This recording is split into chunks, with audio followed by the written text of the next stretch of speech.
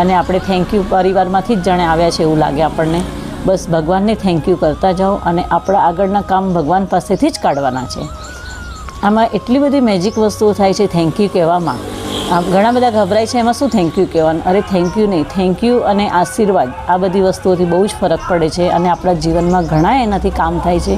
પૂરું બ્રહ્માંડ પાસેથી જે તમે બધી ખાલી વસ્તુ વાપરવાની નહીં એના માટે થેન્ક યુ પણ કહો. આજે તમે જમીન ઉપર ચાલો છો, તમને હવા પાણી જે કંઈ વસ્તુ કુદરતી ભગવાન પાસેથી જે મળે છે એને તો દિલથી ધન્યવાદ કહો. કેમ કે આપણે કંઈ લઈને આવ્યા નથી, લઈને જવાના નથી. એને દિલથી ધન્યવાદ અને દિલથી થેન્ક યુ કહો. અને મેં મેજિક મારા જીવનમાં એટલા બધા મેજિક આવી ગયા છે કે જેથી કરીને મારો એક મોબાઈલ ખોવાઈ ગયો હતો. એ મોબાઈલ માટે મેં મારા ત્યાં એક લાઇબ્રેરીમાં હું નોકરી કરું છું, ત્યાં એક છોકરી આવી, એનું નામ મેઘા દેસાઈ છે. એણે મને કીધું માસી શું થયું, કેમ તમે ડિસ્ટર્બ છો? તો મેં કીધું બેટા મારે આવી રીતે થયું. તો કે તમે એક કામ કરશો? મેં કીધું શું? તમે ખાલી ભગવાનને એટલું કહો કે મારો મોબાઈલ મળી ગયો છે એમ કરીને તમે નોટમાં લખો.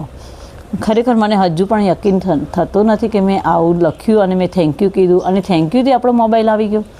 તો મેં ખાલી એક જ પેજ પાનાનું ભર્યું છે કે થેન્ક યુ ભગવાન, મારો મોબાઈલ મળી ગયો અને એટલો સરસ સુખરૂપ જાણે મારા ઘરેથી આવી ગયો છે. એ રીતે મોબાઈલ માટે મેં ધન્યવાદ કીધું.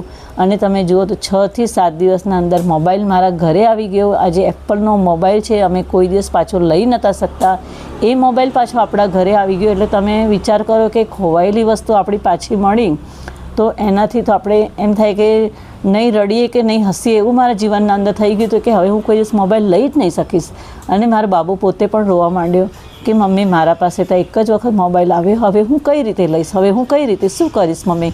મેં કહ્યું કંઈ નહીં બેટા, તું ફક્ત થેન્ક યુ કે આપણો મોબાઈલ આવી ગયો છે, તને ખબર નથી મોબાઈલ આવી જ જશે આપણી પાસે.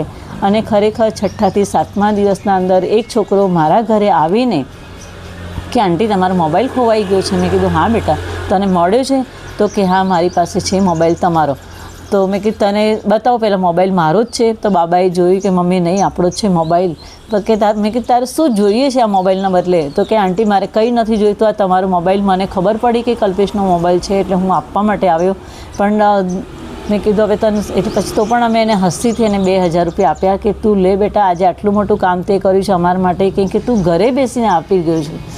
અને મોબાઈલ તો ઠીક છે આપણો મળી ગયો, એના માટે તો હું દિલથી ધન્યવાદ કહું છું ભગવાનને કે થેન્ક યુથી આટલું બધું થયું તો પછી આપણે બીજું કેમ વસ્તુ માટે થેન્ક યુ ના કહીએ. એના પછી તો તમે જુઓ ને તમારા જીવનમાં અંદર કંઈક ને કંઈક વસ્તુ આવ્યા પહેલાં અમે ભગવાનને થેન્ક યુ જ કહેતા કે ભગવાન તમે એટલું